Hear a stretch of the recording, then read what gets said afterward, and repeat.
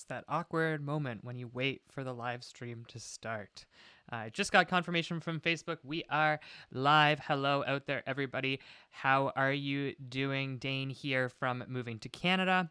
I'm here to bring you the results of the second Express entry draw of the week.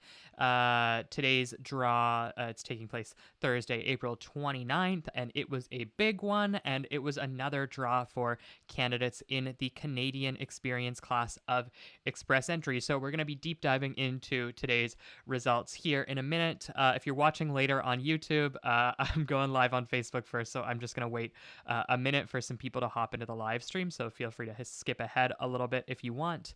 And if you are tuning in on Facebook, drop me a comment. Let me know where you're tuning in from. Always curious to hear where our audience members are watching from. I'm still out on the East Coast of Canada in the province of Nova Scotia. We're back in full COVID lockdown. Yeah, baby, that's what we like. Third lockdown. Let's do it. So things are okay here. But always curious to hear what it's like in other parts of the world. I see Eliezer tuning in from Chile, Iman from Windsor, Deborah from Jamaica. So we've got some people tuning in from all around the world. And just before we hop into the results, I'm also going to just pop right there into the pinned comment section just a link to create a free Moving to Canada account. If you guys are watching this video and you have yet to make a free Moving to Canada account, click the link in the pinned comment, go make an account. You get access to a whole bunch of free immigration resources. We're going to be talking today about Express Entry draw results, but if you don't have an account, you haven't signed up for our Express Entry Roadmap, which is this really awesome email education service we designed. It's super useful, especially if you're new to Express Entry. So check out that resource, and we've got some more people saying hi. Vishal from Mumbai, Shalva from Georgia the country or Georgia the state. Shalva, I don't know which one. So let's jump into the draw results for today. I'm just going to pull up our latest reporting here on the Moving to Canada website. You can access this. I've put a link to this in the description if you want to read it for yourself, but I'm going to go through the results with you, so you might not have to do that. So as you'll see, today's Express entry draw was another huge one. We had another 6,000 invitations to apply, which were issued.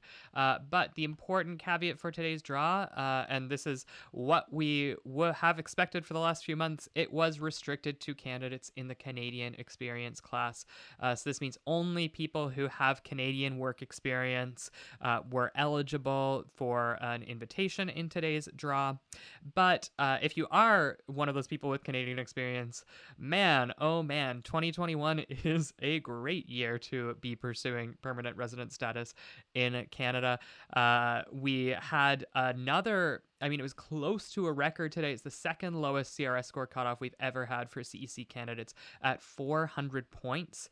The only time we've had a cutoff lower than that was that crazy draw back in early February when they invited 27,000 candidates in one fell swoop. Every single CEC candidate in the pool was invited in that draw. So we had a score of a cutoff of 75 points in that draw.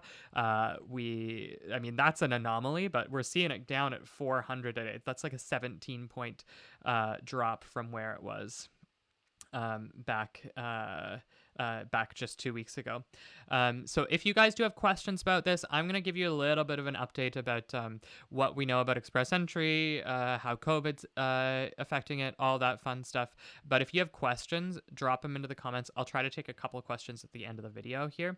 But just in case you haven't seen it, we do have a little bit of analysis here about why Canada's choosing Canadian Experience class candidates and provincial nominees at this point. So we have Canada right now in the midst of the third wave of COVID-19 infections. There have been just, record-shattering numbers of infections in Ontario, in, all across the country, in Alberta, in British Columbia, and we've had a lot of restrictions come into effect there. Everything was like looking real bad 2 weeks ago when we went live. It's still not great, but at least we're seeing some signs of like maybe things leveling out, like things things look like they might be getting better in like Quebec, a little bit better in Ontario. So, there are reasons to be optimistic. As you'll see here in our article, one of the big uh, silver linings here, despite the fact that we're in a third wave, Canada's vaccine program is really speeding up. So more than 30% of the population of Canada has now received at least one dose of vaccine.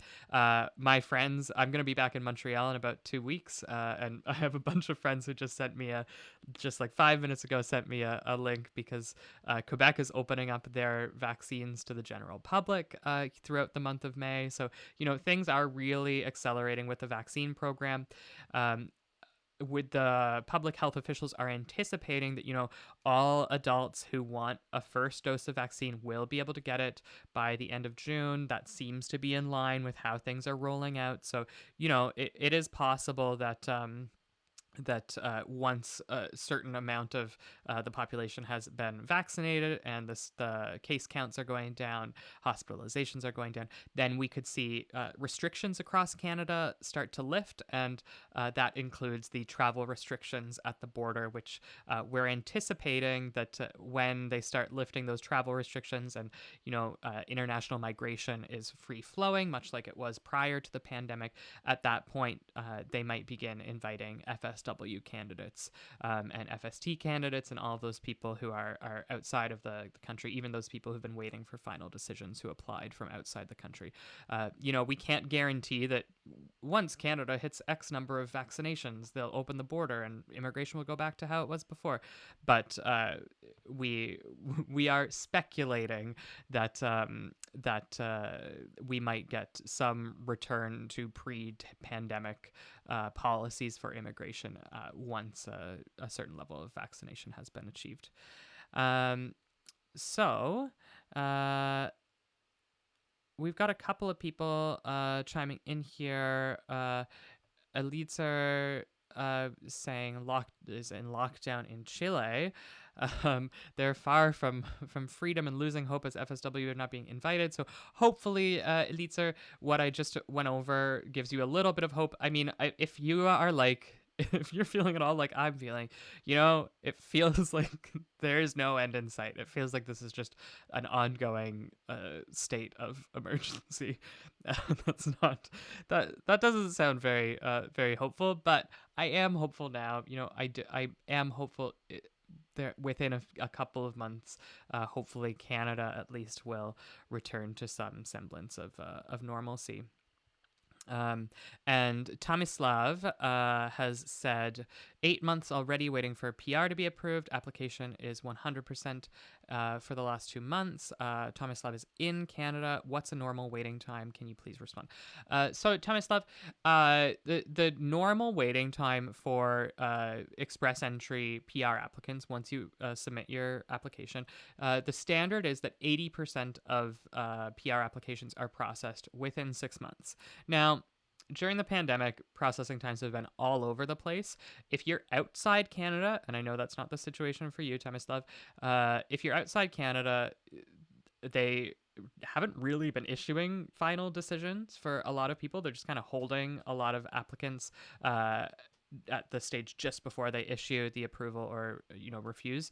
And the reason behind that is that a lot of people, even if they are approved at this point, if they're outside Canada, they can't travel right now anyway due to the travel restrictions, which is a whole ridiculous can of worms that we're not going to get into right now. But Tomislav, I have spoken with some of our the immigration consultants who we recommend if people ever do need one-on-one guidance, and they've said that for people who are in Canada, the processing times aren't that abnormal from what we've seen in the past. 8 months isn't that absurd for an express entry application. 80% are processed within 6 months, but there's another 20%, and you're only 2 months outside of that window. So it is possible that you could receive a final decision soon, but it varies from person to person.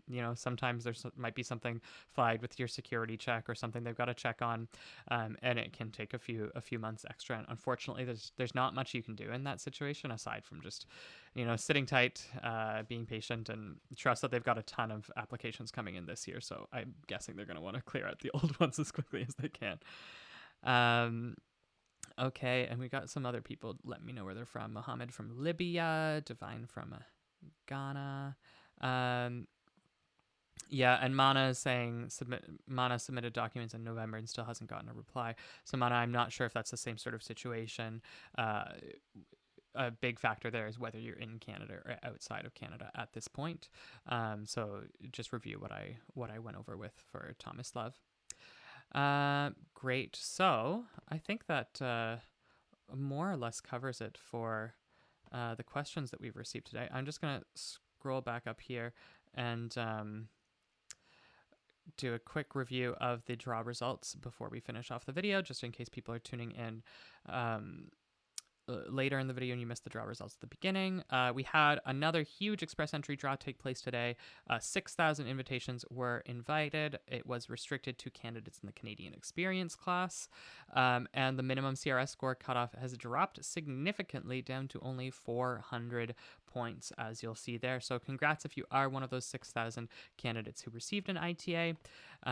If not, we'll, of course, keep tracking. The express entry system will let you know if and when anything does change. And again, if you haven't already created a Moving to Canada account, it's a really great resource. It's totally free, and you can do so by clicking the link right in the pinned comment. It only takes a moment. Thank you guys so much for tuning in. We will, of course, go live next time we have express entry draw or some other significant updates to Canadian immigration. Thanks so much, and we will see you next time.